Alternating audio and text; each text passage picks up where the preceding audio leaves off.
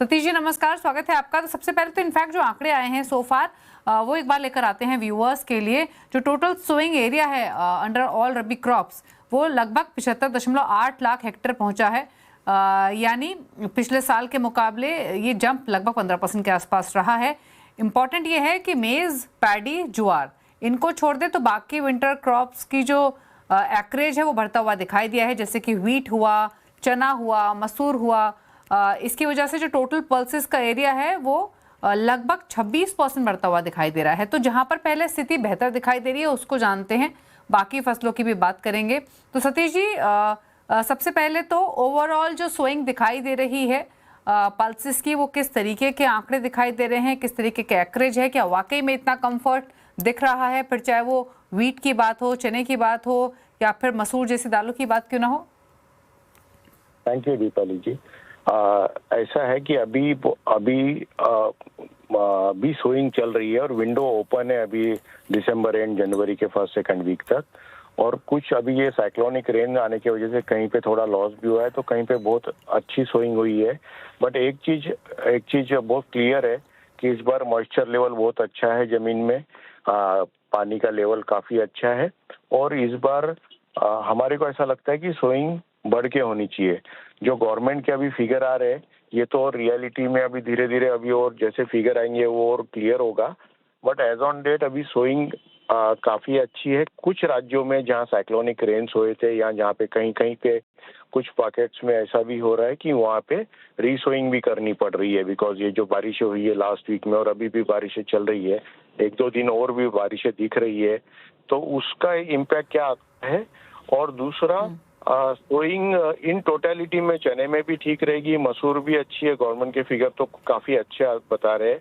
अभी हमको ये और अभी प्रीमैच्योर होगा ये सब बोलने को, बट धीरे धीरे ये फिगर्स का और क्लैरिटी होते जाएगी। अच्छा, तो यानी सतीश जी मान के चलें, जैसे आपने कहा कि अभी भी सोइंग हो रही है, अगले 3-4 हफ्तों में जो आंकड़े हैं वो और बेहतर होते हुए दिखाई देंगे। तो मानकर चले कि in coming probably 4 weeks 5 weeks picture ज़्यादा क्लियर होगी हमारे सामने, और इनफैक्ट जो एस्टिमेट्स हम लगा रहे हैं शायद उससे बेटर एस्टिमेट्स हो सकते हैं। प्लस अगर हम की स्टेट्स की बात करें तो मान के चले पंजाब हो या उत्तर प्रदेश हो, मध्य प्रदेश हो, यहाँ पर ओवरऑल यहाँ से आंकड़े बेहतर होते हुए दिखाई देंगे। या हो सकता है, बट देखिए पल्सेस का जो सोइंग होता है वो मेजरली सेंट्रल इंडिया में, जैसा महाराष्ट्र, एमपी, राजस्थान और गुजरात, ये चने की बेसिकली यहाँ सोइंग ज्यादा होती है और मसूर की सोइंग होती है एमपी और यूपी में। तो एज ऑन डेट तो मॉइस्चर लेवल अच्छा है, सोइंग के इंडिकेशन के फिगर भी अच्छे आ रहे हैं। बट अपने को देखना है, आप देखोगे कि मेज ने बहुत बड़ी बढ़त ले ली है। मेज की सोइंग के आंकड़े और फिगर ये चने के भी ऊपर गए हैं। अभी इस साल जो 14 पॉइंट समथिंग आ रहा है तो चने से भी ऊपर जा रहा है। दूसरा वो इनको देखना है कि इनको अगर रिटर्न्स अच्छे मिलते हैं, नहीं तो क्या होता है गेहूं में यील्ड अच्छा आता है, रिटर्न अच्छा आता है, तो वो भी अभी अपने को और देखना है कि जैसा जैसा प्रोग्रेस होगा कि फार्मर्स का क्या रूप बनता है। ये गवर्नमेंट ने अपने इंडिकेशंस दिए, गवर्नमेंट की अपनी इच्छा बताई है, बट रियलिटी में किसान कितना चना लगाएगा, किसान कितना मसूर लगा रहा है, किसान कितना मटर लगा रहा है, वो और आगे देखना है। अभी प्री मैच्योर है, बहुत अर्ली स्टेज है कुछ भी कमेंट करना। बट एक चीज कॉमन है कि इस साल बाय टोटलिटी में मॉइस्चर लेवल बहुत अच्छा रहा है जमीन में। और दूसरा और बारिश की अभी तक भी सिचुएशन अच्छी है, तो ये चीज जरूर है कि इस बार क्रॉप अच्छी आनी चाहिए। अच्छा, एक चीज और बताइए सतीश जी, चलिए ठीक है सरकार के आंकड़े हैं, शुरुआती स्थिति है, शायद प्रीमेच्योर है कमेंट करना, बट सो फार आपके अंडरस्टैंडिंग के हिसाब से स्पेशली मेज, पैडी या फिर ज्वार की स्थिति कैसे दिख रही है सोइंग की? अभी मेज का तो फिगर बढ़ के आ रहा है, पैडी थोड़ा कम दिख रहा है ना। और ज्वार भी अभी मैं बता रहा हूँ ना आपको, अभी काफी प्रीमैच्योर है और कई जगह पे रिसोइंग भी हो रही है। अभी हम जो ट्रैक कर रहे हैं गुजरात में ऐसा सीन हो गया कि गुजरात में कई जगह रिसोइंग हो रही है।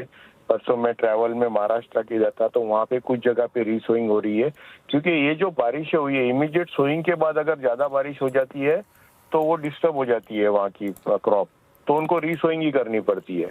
तो ये अभी और देखते हैं 2-3 वीक में और पिक्चर ज्यादा क्लियर होगा, बट इन टोटलिटी एक चीज क्लियर है कि क्रॉप इस बार अच्छी आनी चाहिए। आगे वेदर और आगे ठंड अगर बहुत ज्यादा पड़ती है तो उसका क्या नुकसान होता है, क्योंकि इस बार ये अनुमान लगाया जा रहा है कि इस बार ठंड बहुत ज्यादा पड़ने वाली है।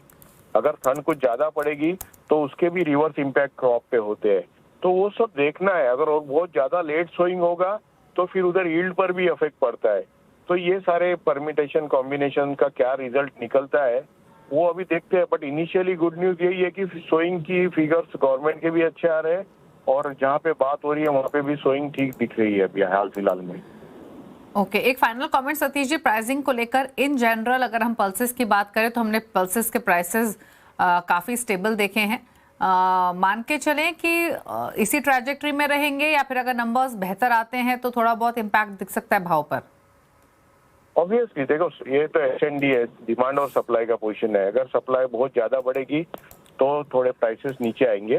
बट देखने में आ रहा है कि अभी जो प्राइस ट्रेंड चल रहा है बहुत बड़ा चेंज दिखता नहीं है ना। और मंदी अब यहाँ से कोई चीज में लगती नहीं है, तो तेजी कितनी आ सकती है वो डिमांड पर डिपेंड करता है। बट बाकी बहुत बड़ा मतलब ऐसा कोई बहुत वास्ट चेंज वाली बात नहीं है। 5-10% की तेजी आ जा सकती है।